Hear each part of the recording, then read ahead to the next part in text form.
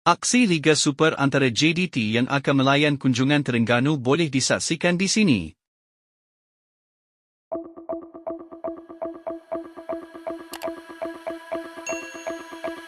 Perlawanan yang akan berlangsung di Stadium Sultan Ibrahim ini bukan sekadar perebutan tiga mata, malah ia merupakan ujian getih buat skuad penyu untuk menamatkan dominasi mutlak Harimau Selatan musim ini.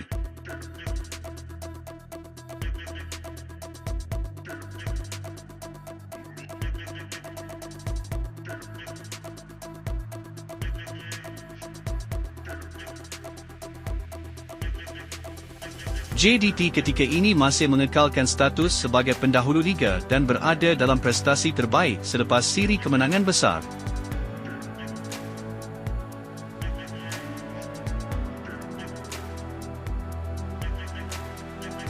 Skuad kendalian Hisco Munoz dilihat berada dalam kelas tersendiri, terutamanya dengan ketajaman penyerang berbisa seperti Bersun da Silva yang kekal menjadi ancaman utama di dalam kotak penalti. Namun Terengganu FC bukanlah lawan yang boleh dipandang rendah. Skuad Sang Penyu dijangka akan memberikan tentangan sengit bagi mencuri sekurang-kurangnya satu mata di tempat lawan.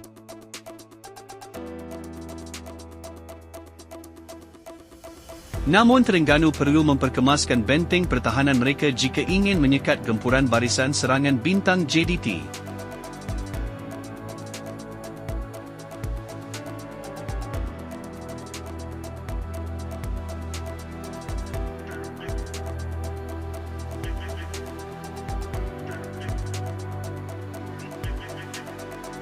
Perlawanan ini boleh disaksikan langsung di Astro Arena pada Sabtu ini jam 5.30 petang.